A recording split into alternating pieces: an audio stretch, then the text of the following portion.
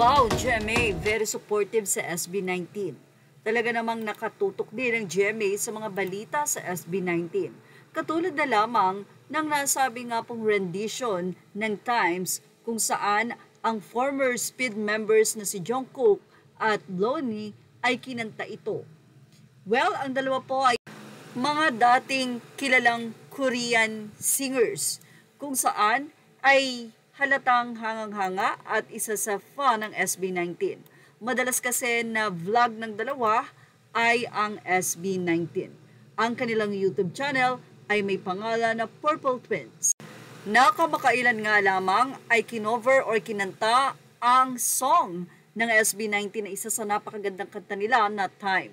Mula sa GMA News, K-pop idols are now covering P-pop songs. Former Speed members Jungkook and Lone dropped their short cover of SB19's Time in their YouTube channel Purple Twins. In their cover, the two K-pop idols are seen inside a recording studio delivering a heartfelt and emotional rendition of the song. Kaya tuloy ang mga Pinoy fans ay napawaw.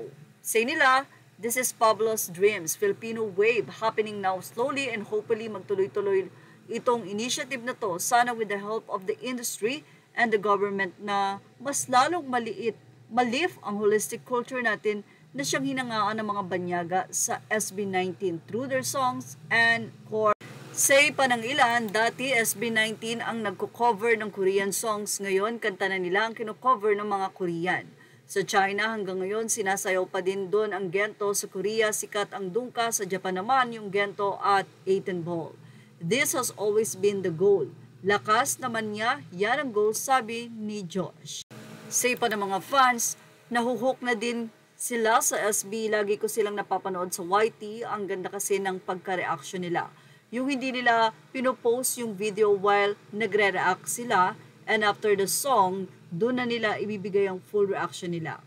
Natawa pa ako minsan na nag-react sila sa isa sa mga song ng SB at sabi nung isa gusto daw niyang sumali sa group ng SB19. I'm a subscriber of these two and they are truly admiring SB19. They love the boys. Well, sabi nga, iyon ang goal, ang makilala talaga ang Pinoy sa larangan ng musika, hindi lamang sa nasabi nga pong English language or ano paman, kundi sa sariling lingwahe nila. Dahil pag ginusto nila, mauunawaan nila kung ano ang ibig sabihin ng kanta. At yan ang ating Showbiz Now update. Thank you for watching. Images are all credit to the rightful owners. Please like, share, and subscribe. Thank you for watching.